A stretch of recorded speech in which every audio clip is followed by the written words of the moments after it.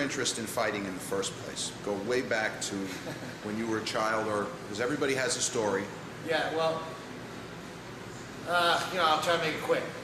Really kind of not so much interest, but the interest in survival. I was my dad, for some unknown reason, started me at school early, so I was 4 years old in kindergarten when everybody else was 5 and 6. And not to really age myself too much, but that was back when they started forced busing. So you can imagine that was in the early 70s, very early 70s. And, it was a time of, kids not knowing where they were, a lot of confusion. So there was a lot of fighting going on, even in kindergarten. Right. And for some unknown reason, a 6-year-old kid wanted to beat me up, and I took a beating on the second day of kindergarten. And I found out very quickly at the tender age of 4 years old that it is better to be at the top of the food chain than on the bottom of the food chain. And to be honest, from there, I just worked hard on. My older brother was did judo and stuff like that. My father did judo, and so I kind of got a little bit into that, as a means to defend myself. And then I just kind of gravitated towards combat sports. At 8 years old, I saw the Rocky movie. Again, aging myself. It was, back in the mid-70s. I don't know about you, but everybody back then was cheering in that Rocky movie. And so I said, I'm going to be a boxer. All right. So I went to the rec center back when rec centers had boxing. Again, aging myself, and joined the boxing team and worked out for about 3 weeks. Coach said, "You want to spar?" I said, "Sure." I got punched in the nose. It bled like crazy. The very next day, I joined the wrestling team, and I wrestled from about 8 to, from 8 to 19, and to college. And, enjoyed it. I picked up. I was always just into athletics, but the problem with most athletics, it requires you to be part of a team, and that's okay if your team is willing to work as hard as you are. And I found very few people were, and I get disenchanted with football because I would lay my heart out. The one kid who wouldn't do the extra running and everything would invariably miss his block or miss the tackle, would lose the game, and so it was a little frustrating, and so I kind of gravitated to individual sports, and I was just good at combat sports. I was a state champion wrestler. I was a state national champion in karate, I enjoyed that. And then when I went to college, I went on a college scholarship for wrestling, and long story, but I got injured, and then I took another scholarship for academics, but I was irresponsible with that. So I had to pay for school, and I had an opportunity to fight in an organization called the World Full Contact Karate League. It was an organization that did old school Japanese knockout tournaments, and they were looking for guys. And I was one of the top American style karate fighters. I never fought that style before, but you needed money. Right. You need to pay for tuition, and but I always enjoyed the competition. I always enjoyed the regiment that I had as an athlete, so it just fit in what I wanted to do. And so that started my pro career at the young age of 20 years old. Right. Your MMA career got started at UFC 4 against Jason Farron. If you could just talk a little bit how you prepared for that particular fight, whether it was a different, whether you had to train a little bit differently than you had in the past. Let's say mentally, physically, was there anything different that you did? And maybe if you could just describe some of your workout for that particular fight. Well, that was a long time ago, and to be honest, training for UFC 4, you got to understand, this is only the 4th time that this activity has ever gone on, and nobody knew how to train. Right. Nobody knew how to train. And I had a pretty good idea of who I wanted to train with. I had met Ken Shamrock. They flew me to UFC 3 to check it out, see if I'd be part of UFC 4. I met Ken Shamrock there, and I knew about shoot fighting because I'm a big martial arts magazine guy, and so I said, well, these guys have a little bit better idea because they were doing kick-punch wrestling, and submission in Japan. And I said, well, this is a guy that I probably should train with. So what I did was, I have a really great judo player, judo coach named Mr. Murrow, who just recently passed away. He's the highest ranking judoka player in the United United States. He's a phenomenal guy. He's an old school judo guy. So when I told him what I was going to do, he was very supportive of me, and he showed me, you know, he kind of cut out the sport aspect of it, and then showed me a lot of stuff that I could use, and I trained with him. Of course, I trained with Billy Jackson, my kickboxing coach, and you know, really got fired up there. But then I kind of finished off my training. I spent 2 weeks with Ken Shamrock. I called him up, said, hey, I'd like to come out. Basically, I said, listen, I agreed to do this, and I haven't slept good since I did say that I was going to do this, and I really want to know, I want you to look at my skills, tell me if I'm going to get hurt or not, you know? So I went out there, and I actually did the tryout for his team, and then too, but you know, he had to look at my stuff, helped me train the last 2 weeks of my training. I went back and won. The specific training I did would be a little tough to do, because I'll be honest, I don't remember everything I did, other than what I would, like I said, all I did was what I normally did, just added to it. Like I did the kickboxing, and the judo, and usually what I did was, I would kickbox almost every day, about 5 days a week, and I would do judo twice a week. The only difference is there is really, I picked up my judo practice 5 days a week in the morning, and 5 days, and then in the evening, 5 days a week for the kickboxing. And with Shamrock, it was a lot different. We trained once a day on combat stuff, and then once a day with weight conditioning, which was a little different. We did weightlifting, but not like what you would see maybe here at Powerhouse. Sure. Sort of more bodybuilding. This is more, they would give you lighter weights and then do 15,000 reps of them. Yeah.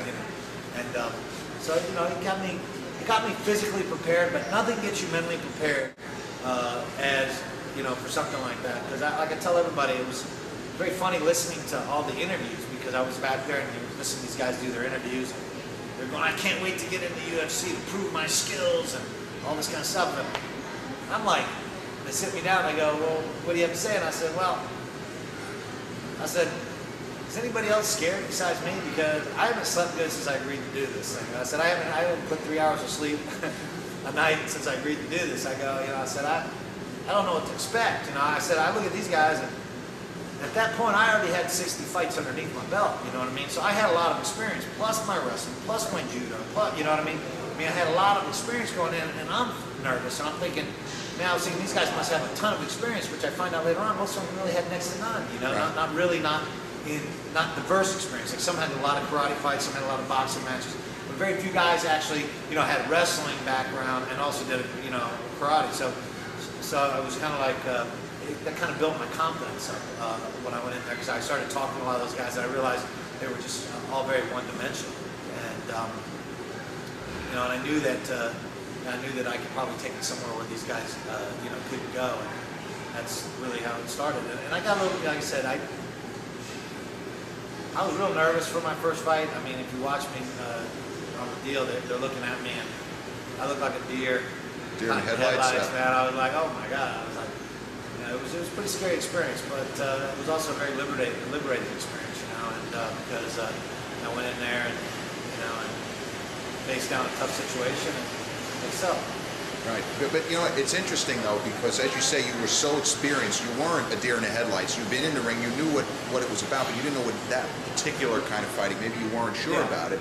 And so that's like I say, the mental aspect. Even for someone such as yourself, you were dealing with things that you almost would think that a first-time fighter or a much less experienced fighter would deal with. Absolutely, I think absolutely. The problem that we had there was, how do you prepare for this? Did I prepare for it right? I know how to prepare for kickboxing matches. I know how to prepare for boxing matches. I know how to prepare for wrestling matches. I know how to prepare for judo. How do you prepare for something like this? And people used to go, man, it's like a street fight. I go, no, it's not.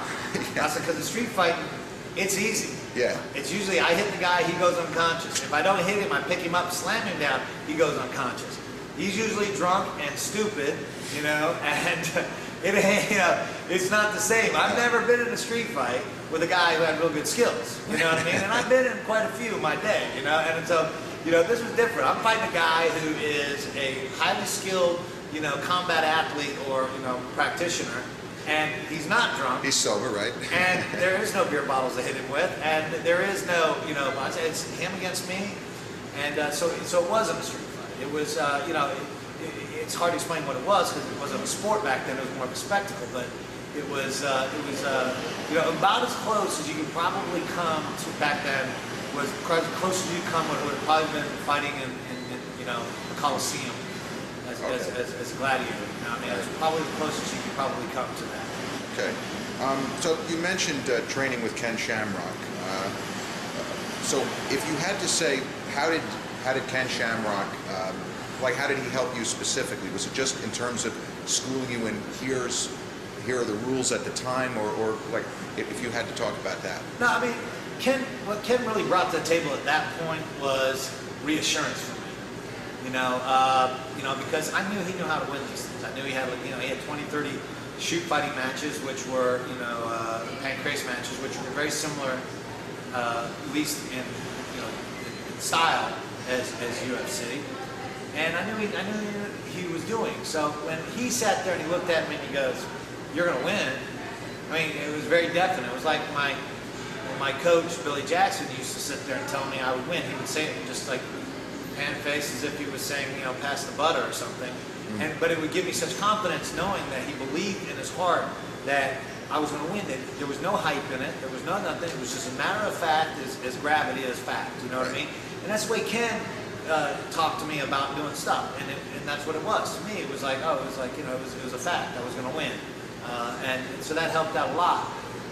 And of course, just kind of getting in there and mixing it up a little bit, because again, it was the first time Ken really had a situation where we had mock bouts where it was kick, punch, wrestle all together, and I really didn't do a lot of that in preparation. I would kickbox, I would wrestle, and judo at the same time, but it was never really putting it all together. So that was the first time of putting it together and seeing what it was like, and that helped out a bit. Okay, so then they apparently they called the Lions Den. Yes. Ken's So team. right, Ken's team, excuse me. So Ken's team was the Lions Den. We were Lions Den. Yeah. Okay, so then what was it like being a part of that? If you just sort of had to sum up the experience. Well, my experience with the Lions Den was one of the greatest experiences I had. There was a bunch of guys. First team that I really was on, where everybody was training like a winner. We didn't win all the time, but it wasn't because we didn't train like winners. And there was not a time that I had to look around and see if somebody was slouching or something like that. We took out, trained, and they became my dearest friends. All the guys. I mean, Jerry, Pete, Trey, Alex, Ken, Franken when he was, with the group. Vernon, all these guys. I mean, we had a great bunch of guys, and it was a good time in my life. One of the best times of my life was preparing for UFC 13. The guys and everything, and I look back on that as one of the best times, even though the training was grueling. I look at it as one of the best times I had. It was like 6 weeks we prepped for that. It was a great experience.